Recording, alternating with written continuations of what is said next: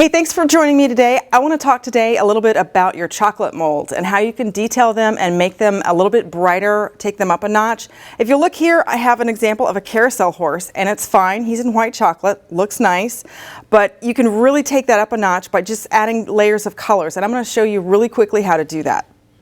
So what I'm using for colors today is the Merkins chocolate. Now you can buy a pound of each color that you need. We have a variety of those, from milk chocolate to dark chocolate, white, super white, all kinds of multiple colors. Or you can also buy a multiple pack of the colors so that there's an assortment of colors within 1 pound. And where that comes into play is where you might want to use like a candy tray to melt your chocolates. You can see that I've just melted a few wafers of each color here. And then that way I can detail out if I want to make like the eyeball part or a different color for a vest, that sort of thing. I actually use the toothpicks that I stir them up with to detail those tiny, tiny pieces. So let me show you really quickly here on this mold. Here I have a little reindeer mold, and you can see from the front some of the details that I've already put in this. And it kind of helps to look at the mold from the front, so I'll flip this over for you so that you can see the mold now without the detail in it. It kind of makes more sense looking at it from the front, I'm going to flip it around, than the back. Because if you're looking at it from the back, you can't really see what color you need to put in first. So I'm going to flip it back again, and you see maybe the eyeballs, the black's going to need to go on first, nose needs to go on first, that sort of thing. So I'm going to flip one more time so that makes sense for you what I'm about to do. Okay, so I'm going to start with my little black eyeball here. And I'm just going to use the end of the toothpick and just put it in there.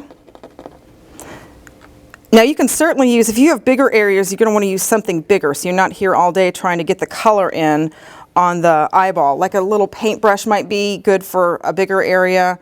And then if I use even, like I'm going to fill behind this with a specific color, I'm going to go back and use the Merkins chocolate inside a squeeze bottle. I really love that as a tool. All right, so I'm going to let the black set up before I go behind it with the white. And then I can go back with red and make the little dots for the little jingle bells that are going to go in his vest. Okay.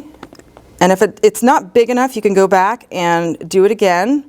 You'll want to keep flipping it back and forth to see if it's to your liking. If there's something that you're missing, it's going to jump it out at you at that point.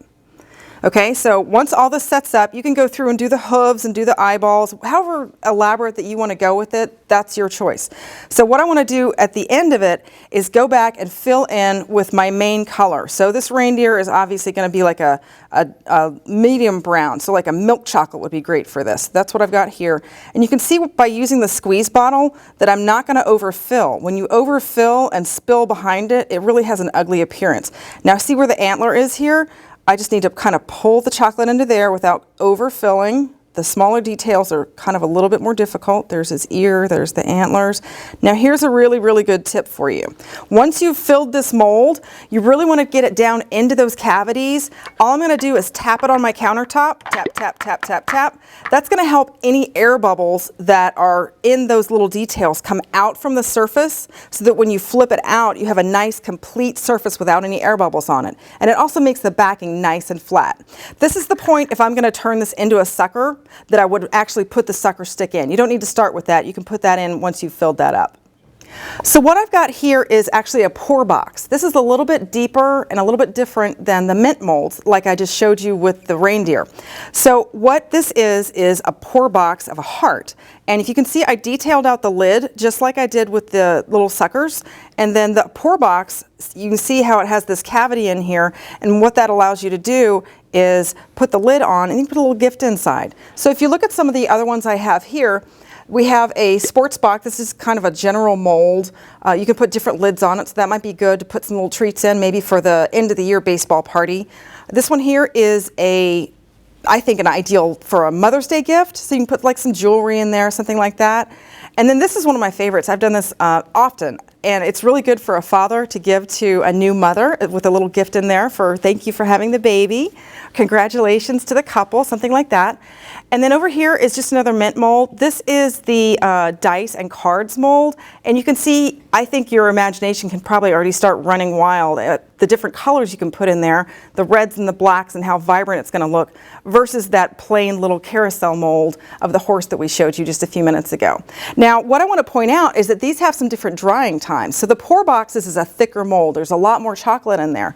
So this is going to take a lot more time to dry. The little thin mint molds, it's fine to pop in the refrigerator for like 15 minutes, and I've just done that with the suckers that I just made.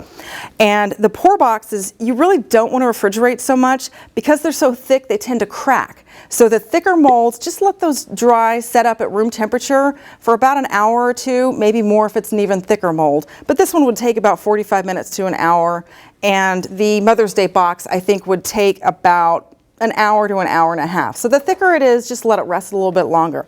So now's the fun part. I'm going to pop those molds out and we're going to see how pretty they are.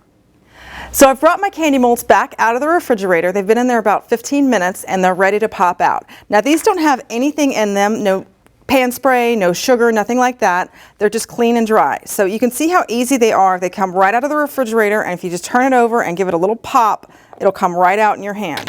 Now you can see the details next to the one that we did before that's just plain white. The big difference in them. Wow, doesn't that look great? And then this little reindeer guy, he's going to pop out really easy too. Just a little press with your thumb and he pops right out. So I hope you'll go to sweetwise.com, look through all the candy molds that we have there, and just let your imagination run wild. All the colors you can put in there really can make an occasion seem vibrant. So that's how you detail chocolate molds. I know I have fun with these. I hope you do too.